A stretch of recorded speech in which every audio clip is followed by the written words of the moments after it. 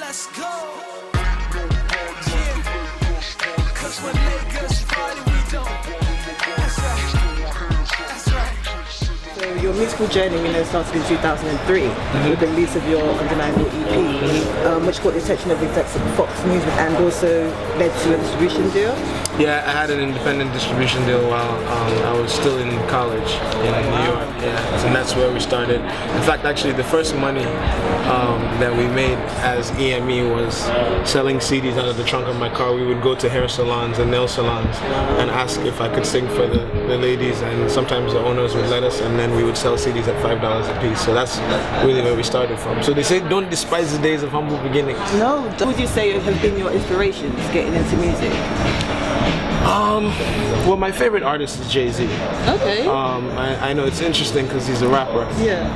But I kind of look up to people who were able to do music and business very well. Yeah. And those are the people that I've studied. So people like your Jay-Z's, your Dr. Dre's, your Eminem's, your Puff Daddy's, people who had success as artists but also were able to build great companies and take music and do so much more with it than just hop on stage and go off. So you have a real R&B flavor to your songs. How do you think that actually fits in to an otherwise saturated Afrobeats industry right now? Well, I think that as an artist it's very important for you to know who you are and be true to yourself, because if you come out trying to sound like everything else that's on the radio, you'll just be an imitation at best of somebody else, and when they're looking for that, they'll go to the person who you're trying to sound like. Yeah.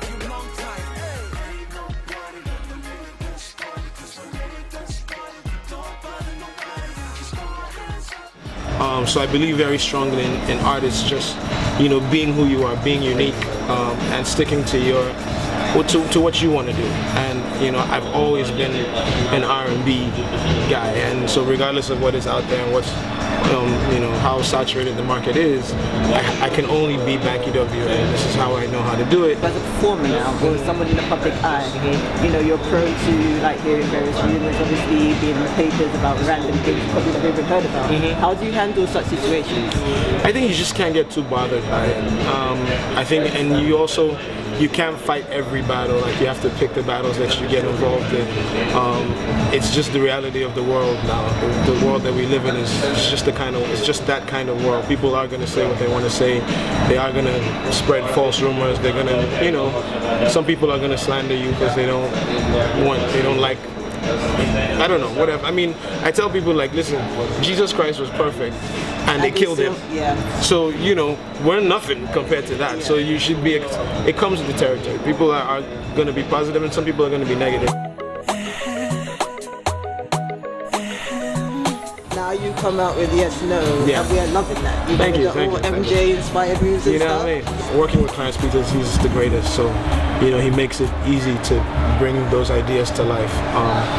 And I think people are responding very well to the video, so we're happy. We're happy.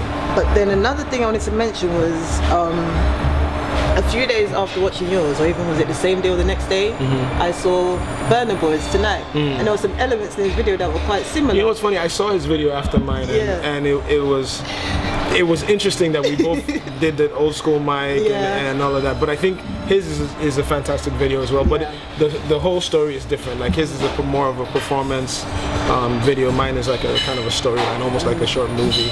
But yeah, Burna Boy is doing his thing. I'm proud of it.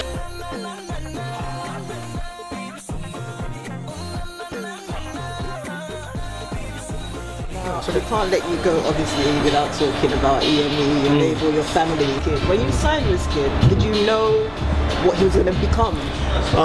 I can honestly say that when I signed him, I strongly believed that he would be a superstar. I wasn't sure how long it would take us to get there, and it could have been a week, it could have been 5 years, but I really believed in his talent, and I just knew, I knew that it would work. I just knew. So I'm very, very proud. I'm very proud of him, and I'm proud of what we've been able to do.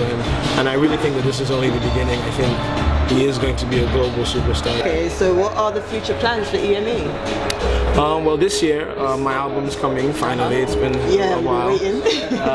And then Skills' album is almost ready as well, so he'll be dropping a record. Wiz is dropping an international album, and then Shady and Neola we're finishing up their singles now, so you'll see their projects too.